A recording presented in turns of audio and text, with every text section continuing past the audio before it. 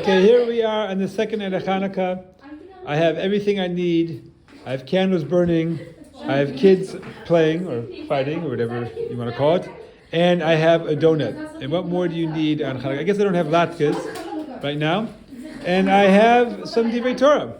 First of all, a follow-up from last night. And that is, I talked about Tumah Tahara in relation to the Torah, but I think I missed something out. I'm not sure I articulated this, so I'll just repeat it right now. And that is if how you learn Torah matters. Like, let's take the mitzvahs, the 613 mitzvahs, and try to group them together, organize them by issues, by topics, by principles. So you have ones that relate to politics. And if we look at the ones that relate to politics, you limit the power of the king, you evenly distribute, court systems throughout the land, you endure, is that the right word? You instruct the judges to judge fairly, not to show favoritism. You have a system of appeals. You have the king has to be educated and understand and connect to the laws of the land.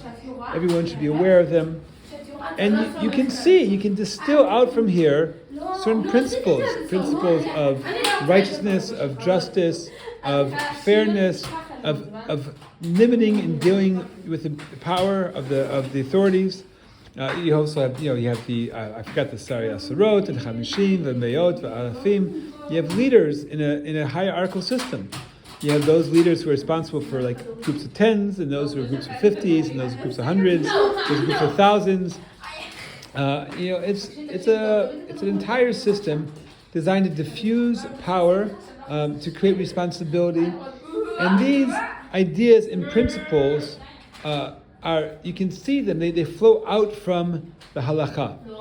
Now, when you study those laws and you try to implement those laws, you need to be in tune with those principles. You need to be in sync with them. So if you are learning Torah in order to gain some sort of power over other people, you can become educated, you can get status, you'll be able to, you might become a judge, and you can impose your will and make your decisions. And if your intention is control, your intention is power, your intention is self-aggrandizement, so you're out of sync with those principles. But many of us have these inclinations. And so, I'm not saying that that's specifically Tumah Tahara, but I'm pointing out that how you come to the Torah, or how you let the Torah affect you, affects how you're going to live and apply the Torah. I like to use a mashal of somebody working out. Somebody goes to the gym, and their form is all off, and they laze around, or they do it too hard and too strong, or they stress out over it. There's an unhealthy way to work out. Doesn't mean you stop working out, doesn't mean you stop exercising, doesn't mean that you don't eat healthy. But if you approach it the wrong way, you might do more damage than good, or you might not do any good at all. So what you bring to it is crucial, and that's part of the idea I was trying to get with in terms of Tumah Tahara. Now, another idea of Tumah Tahara is that Tumah relates to death. I mentioned that a little bit last night. You have a corpse, is what we call the Avi Avota Tumah. It's like the highest source, the main source of Tumah. There are other things like the Shemona Shvatzim, and there's Anida and Azava, and there's other things, and sometimes we can, very naturally in some ways, figure out how to connect them, if not to death per se, but to a lack of life or a loss of life, or you can. That theme seems to permeate Tumah Tahara. Now, when you interact with holiness, it's a problem to be in a state of Tumah. Holiness is connecting to HaKadosh Baruch Hu. Holiness is connecting to God and His will. And when evidently, what another idea that Tumah Tahara tells us is that you need to be connected to life when you do that. And you need to be disconnected from death. Now, what does it mean to be disconnected from death? Some of us are, I think all of us to some extent are afraid of death. Death is something that, is awesome is the wrong word, but it's final. It's so it's obviously lifeless. It's an absolute end, and that is emotionally very difficult for many, if not most of us, to deal with. It's there's psychologically, it affects us psychologically, and it can affect how we live things. Now there are death cults, and I would assume that this is just a way this is their way of coping with death. They cope with it by embracing it, by making it into the ultimate, and celebrating it. But that's just an avoidance of dealing with the difficulties of death. Now we have to relate to death. There is a reason why there's finitude. Forget my English, but why life is finite, and why there is an end, and it helps us to take life more seriously. And so we need to relate to that properly. But then we need to also at the same time not be consumed by it, obsessed with it, brought down by it. We need to use that reality to inspire us to take advantage of the time we have. And particularly when dealing with the Kadosh Baruch Hu, there can be a danger in mixing the two together. And when we relate to Kadosh Baruch Hu, when we get involved in holiness, we want to have our state of mind be positive, not out of fear. There's obviously the idea of the fear of God, although really the ultimate sort of fear of God is an awesomeness of God. Maybe we'll talk about that another time. Being in awe of Him as opposed to being in fear of Him. But we don't want to, when we interact with God, we want to interact with from a place of love and connecting and life and affirmation and positivity, creativity, and Tumah takes away from that. Our interactions with death can bring us down, get us depressed, fearful, low, uncreative, and so there is a sharp division between Tumah and Tahara. Now, I would like to know, since I think this seems to be true, I would like to know, how does that relate to Chanukah, to the Greeks? If the Greeks are coming in and being metame the shmani, the oils, they're purposely putting these oils in a state of tumah, I wanted to suggest last night it's because they're denying that whole reality, that whole distinction of Tumah and Tahara. And I think there's a lot to that. But let's explore another possibility. They're not denying that reality, they're embracing the Tumah side of it.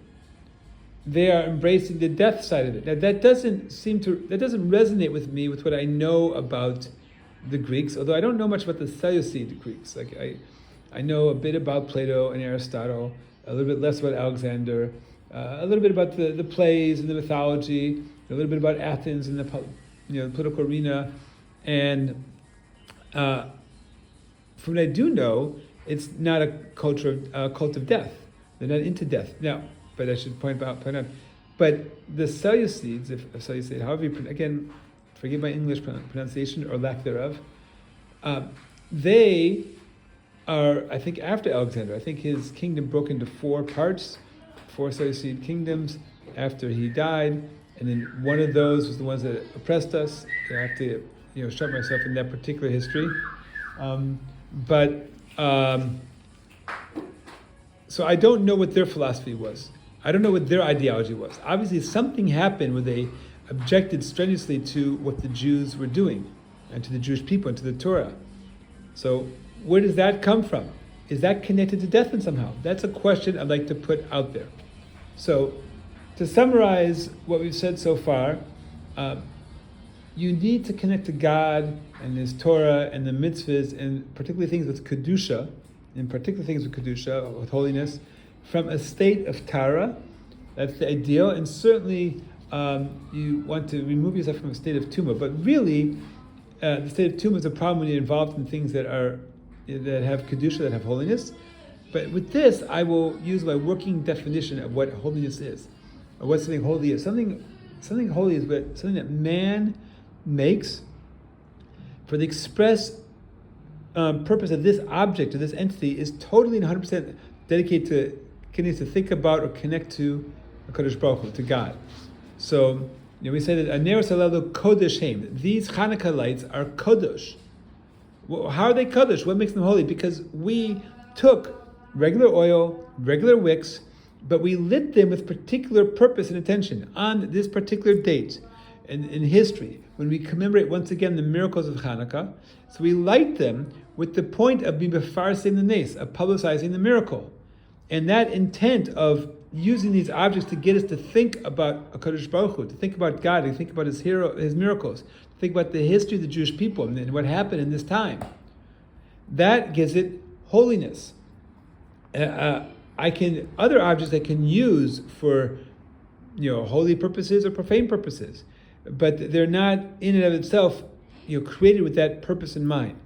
But objects with kedusha, particular objects with kedusha, are, and karbanos, and there's many, there's certain objects which inherently we instill them with a level of kedusha, and when I don't know if it's all items of kedusha really that there's a problem with central problem with Tumah and Tahara, but certainly things that we consume like karbanos and truma, those you want to separate from Tumah. So when you take an object and when you dedicate it totally and solely towards HaKadosh Baruch Hu, particularly those objects that you're going to consume and you're going to get some sort of pleasure from, like again like the karbanot and truma, but I think it's more than that. They're going to offer as sacrifices. Then we need to have this fence from death, this barrier from death. We don't want the mindset, the psychology, the psyche, the attitude of death to be involved to be affecting us when we are interacting with these things. So therefore, we go into a mikvah. We surround ourselves with water, which is life in so many ways.